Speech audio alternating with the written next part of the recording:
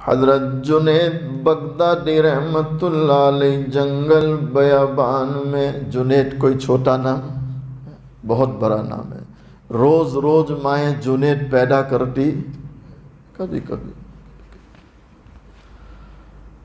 حضرت جنید بغدادی رحمت اللہ علیہ جنگل بیابان میں، عصر کی نماز کا وقت ہو چکا ہے اور آپ انتظار میں ہیں کوئی بندہ آ جائے، میں جماعت سے نماز پڑھوں۔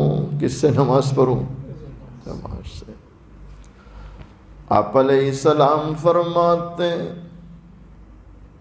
جو جماعت سے نماز پڑھے اور جس کی آمین فرشتوں کی آمین سے مل جائے، جس کی آمین فرشتوں کی آمین سے، آپ علیہ السلام فرماتے ہیں اس کے پچھلے سارے گناہ اللہ معاف کر دیتا ہے، اس کے پچھلے سارے معاف۔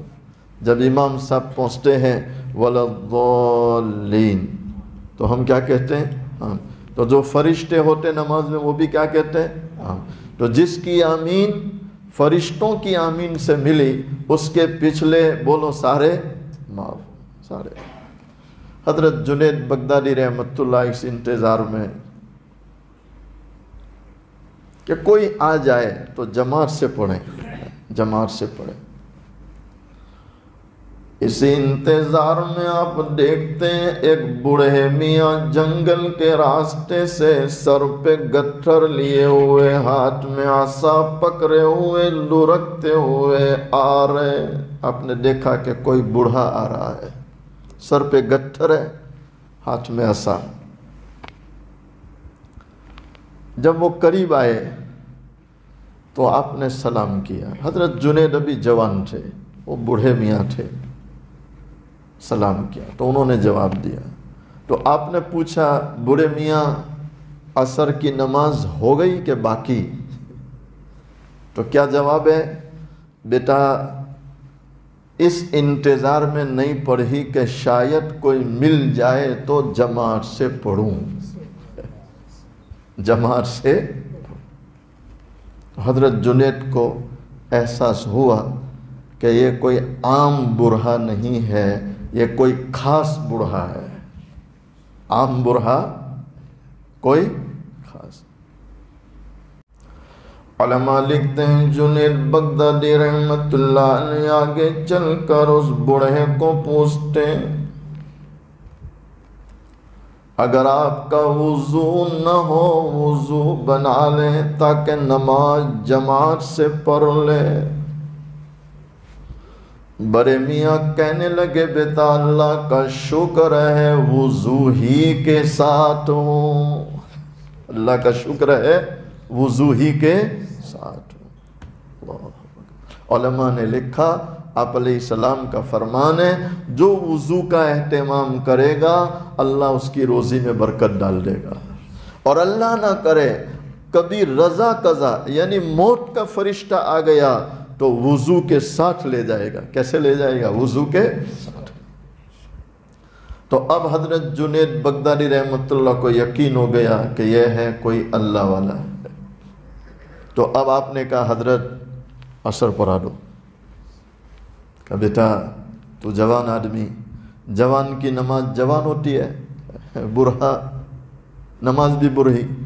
کہا نہیں نہیں حضرت، ادب یہ ہے کہ بڑی عمر کا آگے جائے، میں نہیں۔ تو حضرت جنید پیچھے تکبیر پڑھنے لگے، بوڑھے میاں مصلی پر اللہ اکبر، نماز شروع ہو گئی۔ ان الصلاۃ تنہا عن الفحشاء والمنکر شروع ہو گئی۔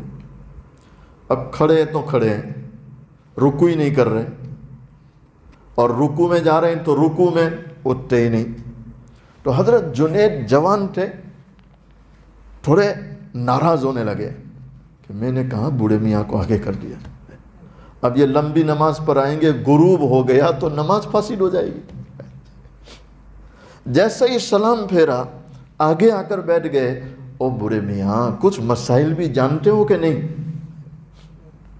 تو آپ نے جواب نہیں دیا کہ بیٹا جنید ہو گئی نا، نہیں نماز تو ہو گئی، لیکن میں یہ پوچھتا ہوں کہ کچھ مسائل جانتے کہ نہیں؟ کہا بیٹا ہو گئی کہ نہیں؟ مت چھیڑ۔ کہا نہیں کیا بات ہے، کیوں اتنی لمبی نماز؟ بیٹا یہ راز ہے، آج تک نہیں کھلا ہے، لیکن تو کہہ رہا ہے، پوچھ رہا ہے تو میں کہہ رہا ہوں بیٹا جنید، جب سے نماز پڑھتا ہوں اللہ کا شکر ہے، جب اللہ اکبر کہہ کے قیام کرتا ہوں اس وقت تک رکوع میں نہیں جاتا ہوں جب تک آسمان سے ندا نہ آ جائے کہ ہم نے تیرے قیام کو قبول کر لیا ہے۔